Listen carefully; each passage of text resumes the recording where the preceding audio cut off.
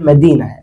जब हमारे बच्चे इल्मी दरसगाहों की तरफ रुख करेंगे तो हमारे घर का जो माहौल होगा वो इल्मी होगा, और जब इल्मी माहौल में हमारे बच्चे परवरिश पाएंगे तो हम हुजूर अलैहिस्सलाम का दिया हुआ दीन, उनका दिया हुआ उसवा हसना हासिल करके अपनी जिंदगियों को अल्लाह रब्बुल इज्जत की मंशा के मुताबिक गुजारेंगे। मैं हदीस को नहीं मानता, माज़अल्लाह वो हदीस का इनकार कर देता है, और कोई शख्स खड़ा होकर कहता है कि माज़अल्लाह मैं खुदा ताला को नहीं मानना चाहता हूँ। आसिफ भाई, अल्लाह करीम ने इरशाद फरमाया कि 4 कसमें खाई। क्या फरमाया? वत्तीन वज़्ज़ैतून वतूरी सीनीन व हाज़ल बालदिल अमीन। फरमाया वतिया कि इंसान इल्म दीन के रास्ते पर चले।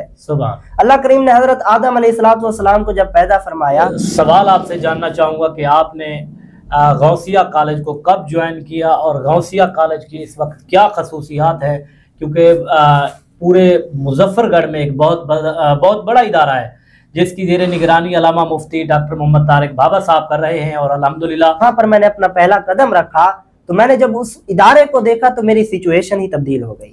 क्योंकि अक्सर बच्चे जब इदारों में जाते हैं, मदरसों में खासकर जब वो जाते हैं, तो उनका दिल वहां पर नहीं लगता है। ये तमाम तालीम जिसमें अगर कोई गरीब, कोई यतीम, कोई नादार बच्चा है तो उनकी बहुत ही खूबसूरत तरीके से इमदाद की जाती है और अच्छे तरीके से एक खूबसूरत उनको पढ़ाई का जो है मौका मुयस्सर आता है। ऐसे हैं, आज भी मैंने देखे हैं कि वहां पर बच्चों को जो है ना शाम के वक्त या सुबह के वक्त खाने के लिए बस्तियों में, इलाकों में भेज दिया जाता है कि आप खाना लेकर आएं, और वहाँ की जो रिहाइश होती है, जो वहाँ रिहाइश पजीर होते हैं बच्चे, उनके लिए खाना बस्तियों से लेकर आते हैं। आप अपने इदारे का ये बताएं कि वहाँ से खाने का क्या इंतजाम होता है? मैं अपने इदारे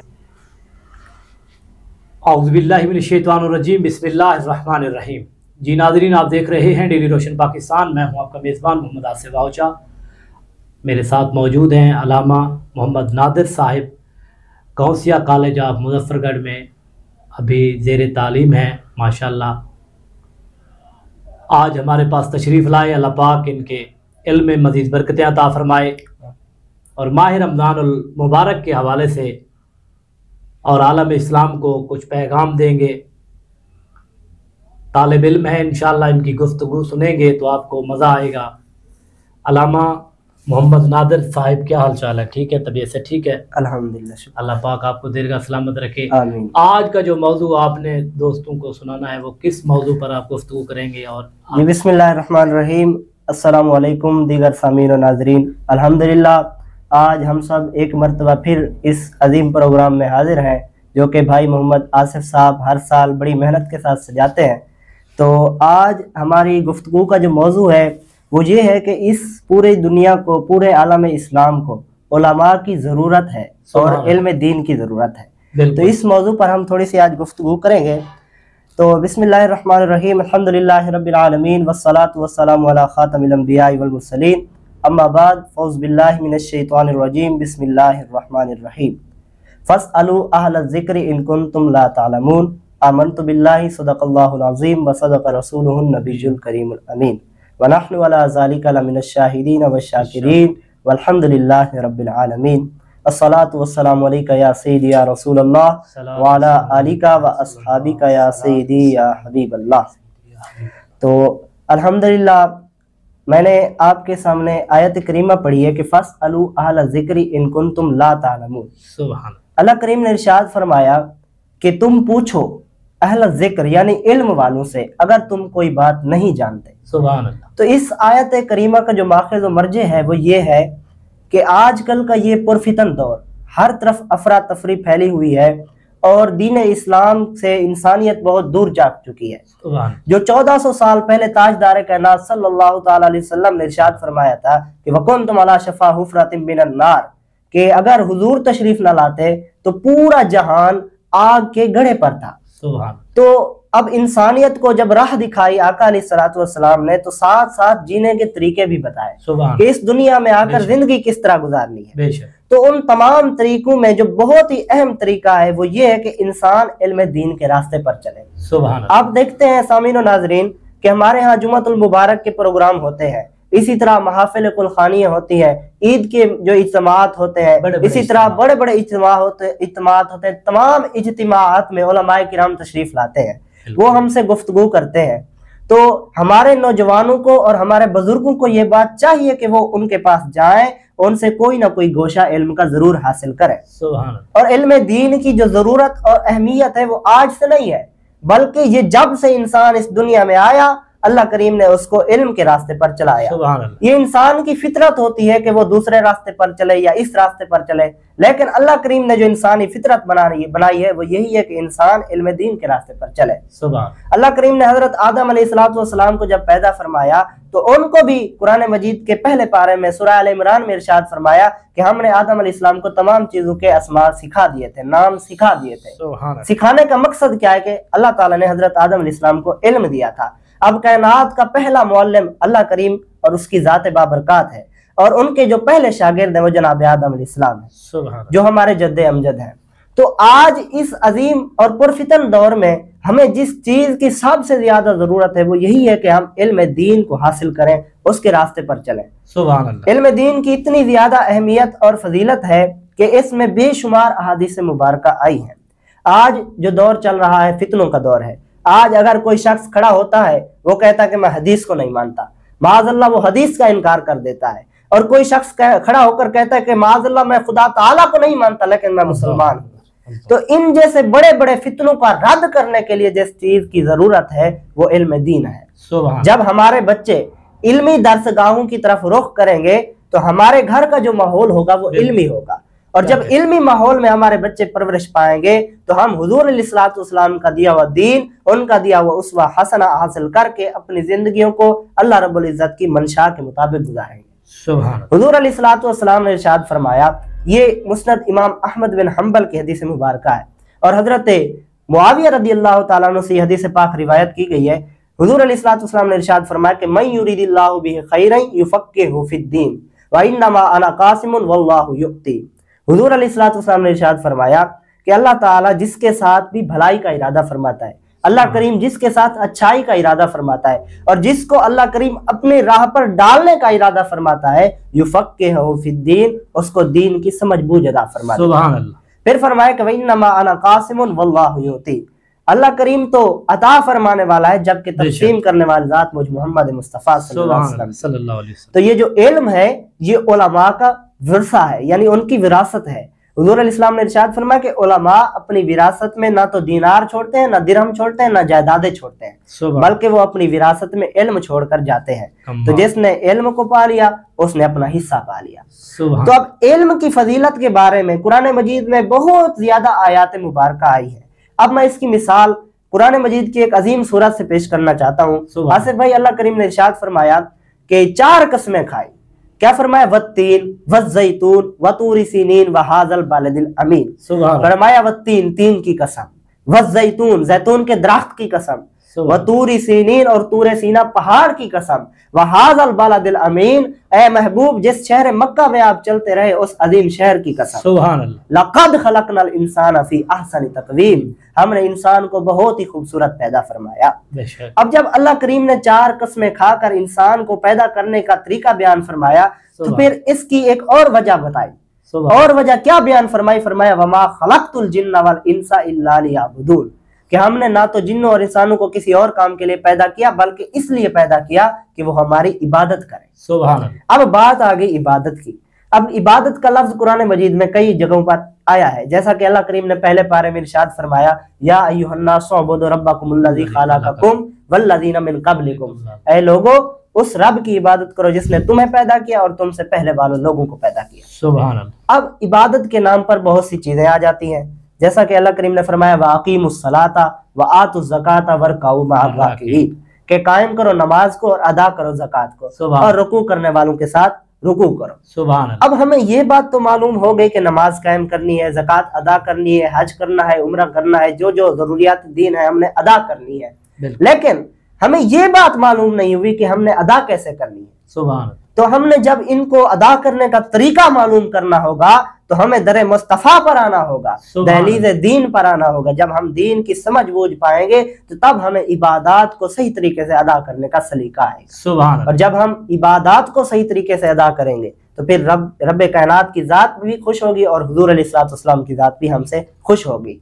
तो अब आखिरी हदीस पाक आपके सामने अर्ज करके इजाजत चाहूंगा कि हजरत अब्दुल्ला इब्न अब्बास रदी अल्लाह ताला अन्हु, ये हुजूर अलैहिस्सलाम के जय्यद सहाबी हैं, ये इनसे रिवायत करदा हदीस मुबारक है और आपका कौल भी है कि आप फरमाते हैं कि फ़ाज़ज़तु तालिबन फ़ज़ललतु तालिबन फ़ाज़ज़तु मतलूबा, कि जब मैं इल्म दीन के रास्ते पर चला तो ज़ललतु, मुझे बहुत ज्यादा मुश्किलात उठानी पड़ी। जब मैं दीन की राह पर चलने लगा तो मुझे पहाड़ जैसी मुश्किलात नजर आई। फ़ाज़ज़तु मतलूबा, फिर जब मुझसे इल्म दीन तलब किया जाने लगा तो उस वक्त मैं मुअज़्ज़ज़ हो चुका था। ये हदीस पाक मैंने इसलिए बयान की, अक्सर लोग ये सोचते हैं कि अगर हम दीन के रास्ते पर चलेंगे तो हमें लोगों की बातें सुननी पड़ेंगी, लोगों के ताने सुनने पड़ेंगे कि तुम मौलवियत अपना चुके हो, तुम अपने आप को गिरा चुके हो, माज़अल्लाह। हालांकि ऐसा कोई पेशा नहीं है, ये इंसान का एक अजीम रुतबा है, अल्लाह करीम की मंशा है कि अगर इंसान इल्म दीन के रास्ते पर चले। लेकिन जैसा माहौल चल रहा है तो लोग सोचते हैं कि अगर मैं इल्म दीन के रास्ते पर चलूंगा तो लोग मुझ पर तानो तशनी करेंगे। लेकिन हजरत अब्दुल्ला इब्न अब्बास, जो हुजूर के चचा हजरत अब्बास रज़ियल्लाहु ताला अन्हु के बेटे हैं, आप फरमाते हैं ज़ललतु तालिबन फ़ाज़ज़तु मतलूबा, जब मैं इल्म दीन के रास्ते पर चला लोगों ने मुझे जलील किया, मुझे रुस्वा किया, लेकिन जब इल्म दीन मुझसे लिया जाने लगा, जब लोगों ने मुझसे मसाइल पूछे, इल्म दीन का इस्तिंबात किया, फ़ाज़ज़तु मतलूबा, तो उस वक्त मैं मुअज़्ज़ज़ हो चुका था, जमाने में मेरा एक नाम बन चुका था। आज भी अगर हम हदीस मुबारक को लोगों को बताने का तरीका इख्तियार करते हैं तो आपका नाम सब सरे फहरिस्त होता है। तो इसकी सारी वजह यह है कि आप इल्म दीन से मुंसलिक रहे और हुजूर अलैहिस्सलातु वस्सलाम ने इस दुनिया में कदम रखते ही इल्म दीन का दर्स दिया और क़यामत तक, क्योंकि हुजूर अलैहिस्सलातु वस्सलाम की जब विलादत हुई तो आका अलैहिस्सलातु वस्सलाम सजदे में सर रख कर तशरीफ, ये हुजूर की विलादत, ताजदार कायनात सल्लल्लाहु अलैहि वसल्लम की विलादत थी। अब जब आका आए तो दुनिया में तशरीफ लाते ही रब का सजदा किया। इससे क्या बात मालूम होती है? इससे यही मालूम होता है कि अल्लाह करीम की इबादत करते हुए हुजूर दुनिया में तशरीफ लाए। और इबादत क्या है? जो दीन से मुंसलिक हो। और दीन क्या है? जो इल्म दीन हो, जो हम उलमा से हासिल कर सकते हैं। और आज इल्म दीन का जरिया हमारे पास सबसे ज्यादा जो बड़ा जरिया है वो इल्मी मदारिस है। जब हम अच्छे दीनी मदारिस की तरफ रुख करेंगे, अपने बच्चों को लेकर उनकी तरफ जाएंगे, तो हमें वहां से इल्म दीन भी हासिल होगा, इज्जत भी मिलेगी और इज्जत भी दोनों जहानों की मिलेगी। तो हमें इस आज के पुरफितन दौर में, क्योंकि हर तरफ अफरा तफरी फैली हुई है, कादियानियत का उरूज छा चुका है, हर तरफ कादियानियत है और लोग एक दूसरे को मुल्हिद बना रहे हैं, काफिर बना रहे हैं, मुशरिक बना रहे हैं। इस जैसे अजीम दौर में जब तक हम इल्म दीन का दामन नहीं थामेंगे, उलमा का दामन नहीं थामेंगे, उस वक्त तक हम इल्म दीन के करीब नहीं जा सकेंगे, रब की इबादत के करीब नहीं जा सकेंगे। हुजूर अलैहिस्सलातु वस्सलाम ने इरशाद फरमाया, फकीहुन वाहिदुन अशद्दु अला शैतान मिन अल्फ आबिदिन। अगर 100 इबादत करने वाले हों, 100 इबादत गुजार हों, वो रातों को सजदे करें, क़याम करें, अल्लाह की बारगाह में नमाजें अदा करें, लेकिन अगर मेरी उम्मत का, हुजूर ने फरमाया, एक फकीह, एक आलिम दीन हो तो वो शैतान पर उन 100 आबिदों से ज्यादा भारी होगा। ये एक आलिम दीन की फजीलत है। आज हमने उलमा को दुनिया के लिए एक रस्म समझ रखा है कि कुल्फानियाँ होंगी तो हम उलमा को बुलाएंगे, महफिल मिलाद होंगी तो उलमा को रस्मी तौर पर बुलाएंगे, उनके खिताबात होंगे, फिर वो चले जाएंगे। हमने उनसे सीखा कुछ नहीं है। लेकिन शर्त क्या है? शर्त यही है कि जब हम उनको बुलाएं तो हम उनसे कुछ ना कुछ सीखें, और जब हम उनसे कुछ सीखेंगे तो हमें अल्लाह करीम का रास्ता मालूम होगा। जब अल्लाह का रास्ता मालूम होगा तो वही तो अल्लाह की रजा है जो बंदे से। अब क्या खूब अल्लामा इकबाल ने कहा कि हर तकदीर से पहले खुदा बंदे से खुद पूछे कि बता तेरी रजा क्या है। जब बंदा अपने आप को अल्लाह करीम की बारगाह के लिए मुख्तस कर देगा तो अल्लाह करीम खुद उसकी रजा को तलब करेगा और उसको उसकी मंशा के मुताबिक जिंदगी की तमाम सहूलियात अल्लाह करीम की तरफ से मुयस्सर होगी। तो दुआ है कि अल्लाह पाक हम सब को उलमा का दामन, इल्म दीन का दामन थामने की तौफीक अता फरमाए और हम सब को हुजूर का उसवा, हुजूर के आले बैत का उसवा अता फरमाए। आमीन व आखिरु दावाना अल्हम्दुलिल्लाहि रब्बिल आलमीन। सुभानअल्लाह। आज का हमारा ये प्रोग्राम अच्छा रहा।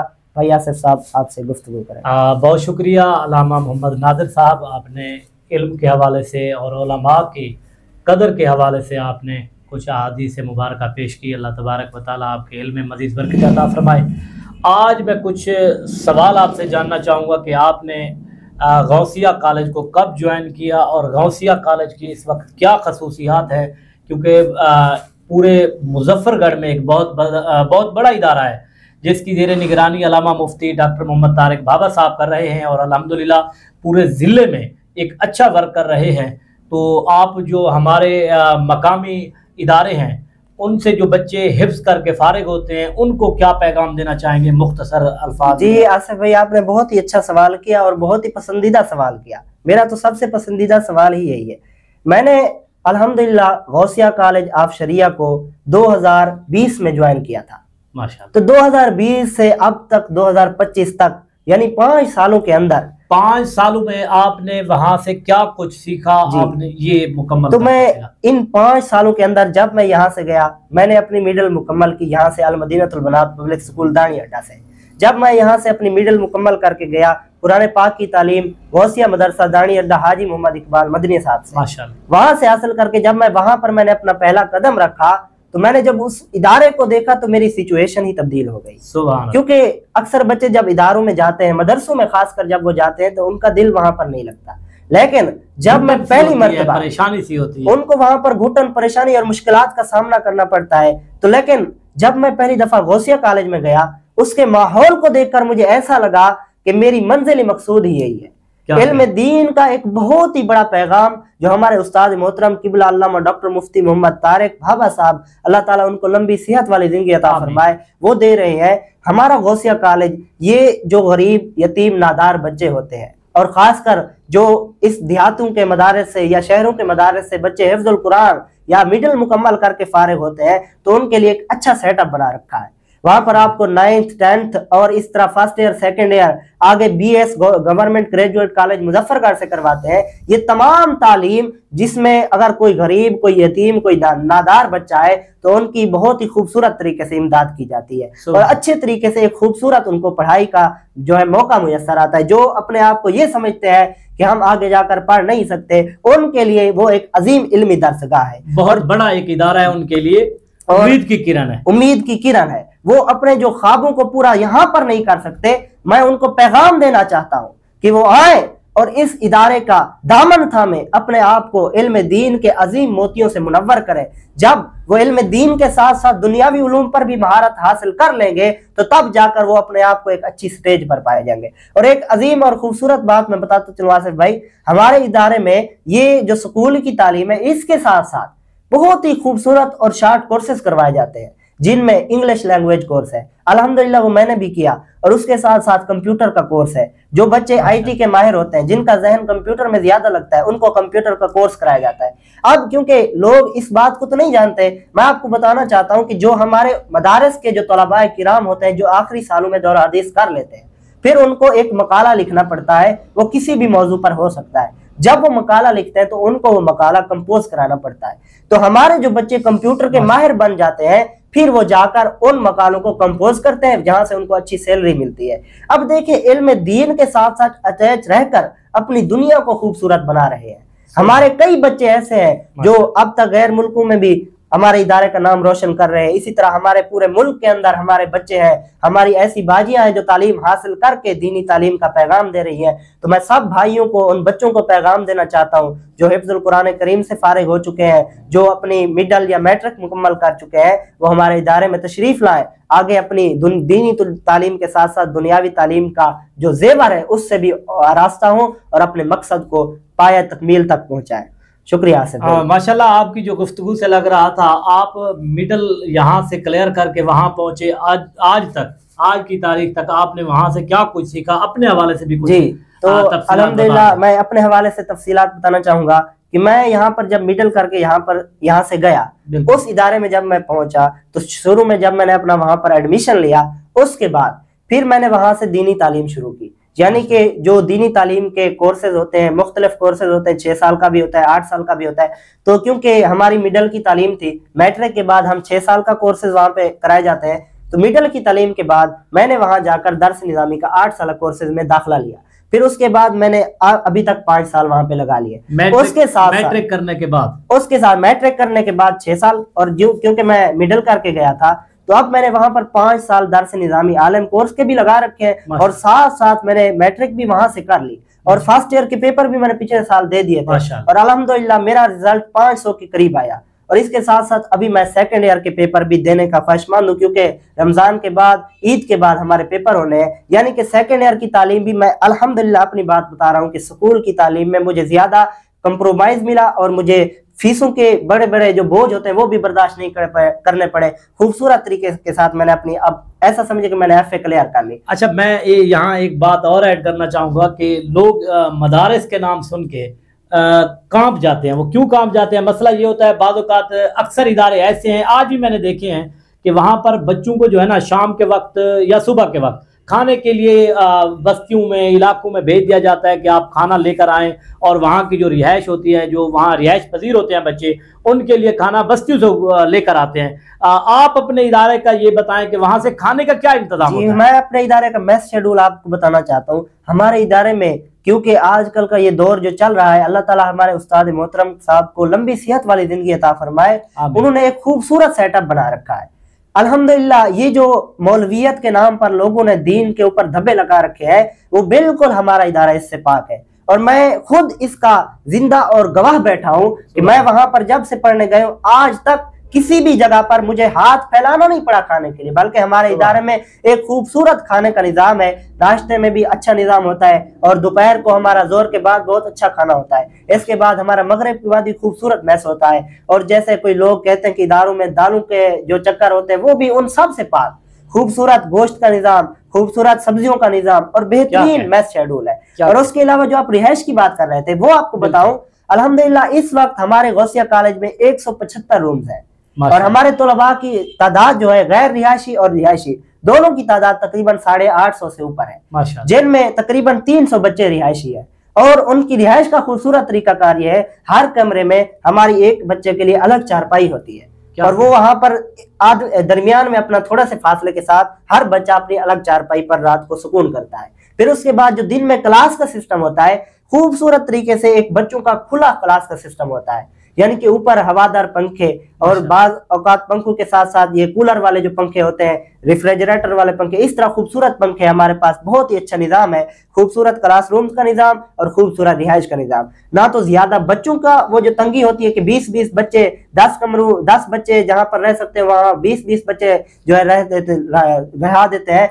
वैसा बिल्कुल निज़ाम नहीं है, बल्कि जितना बच्चों की गुंजाइश होती है उतना कमरे में बच्चों को रहने के लिए जगह दी जाती है। आजकल जैसे बिजली का प्रॉब्लम चल रहा है, तो बिजली के हवाले से वहां पर क्या सहूलियत? जी, तो हमारे यहाँ अल्हम्दुलिल्लाह बिजली के हवाले से भी बहुत से ऐसे मुखय्यर हजरात हैं जो हमारे साथ ताउन भी करते हैं। अल्लाह ताला उनको रिज़्क और माल की खुशियां अता फरमाए। हमारे यहाँ अल्हम्दुलिल्लाह एक बहुत बड़ा लंबा और वसी सोलर सिस्टम है। सोलर सिस्टम के ऊपर सोलर सिस्टम के ऊपर हमारा इदारा जो है, हम वापडा के साथ कनेक्ट है, लेकिन अक्सर हमारा जो सिस्टम है वो सोलर पर चलता है, यानी कि बिजली की कोई भी टेंशन नहीं होती। अगर कोई बच्चा पढ़ने वाला ज़हीन हो, वो रात के 2 बजे जो उठकर बैठना चाहे, वो ये गिला नहीं कर सकता कि बिजली नहीं थी मैं नहीं पढ़ सका, बल्कि खूबसूरत लाइट का इंतजाम, खूबसूरत पंखों का इंतजाम, पूरा सोलर सिस्टम और एक खूबसूरत सिस्टम के बिजली का कभी भी कोई गिला नहीं आ सकता। बहुत शुक्रिया अल्लामा नादिर साहब, अल्लाह पाक आपके इल्म में मजीद बरकत अता फरमाए। ये एक छोटा सा, मैं ऐसा कह दूं कि चश्मो चराग था, उभरता हुआ नौजवान है जो गौसिया कॉलेज का नाम रोशन कर रहा है। आप भी एक बार विजिट ज़रूर करें इस इदारे का, क्योंकि आपने इसकी गुफ्तगू से ही अंदाज़ा लगा लिया होगा कि माशाल्लाह कितना इल्म और महारत के साथ वहाँ उस्ताद कराम है, और कितनी निगरानी के साथ इतनी मेहनत कर रहे हैं। अल्हम्दुलिल्लाह कि आज एक सोशल मीडिया के ऊपर, प्रोग्राम के ऊपर बैठकर नौजवान बच्चा इल्म दीन का पैगाम दे रहा है। तो मैं तमाम दोस्तों का बेहद मशकूर हूँ कि जो हमारे इस प्रोग्राम को देखते हैं, इस प्रोग्राम के साथ जुड़े हुए हैं। तमाम दोस्तों को बेहद मशकूर हैं। कल इंशाल्लाह एक नए मेहमान और नए सनाखान के साथ हाजिर हूँ।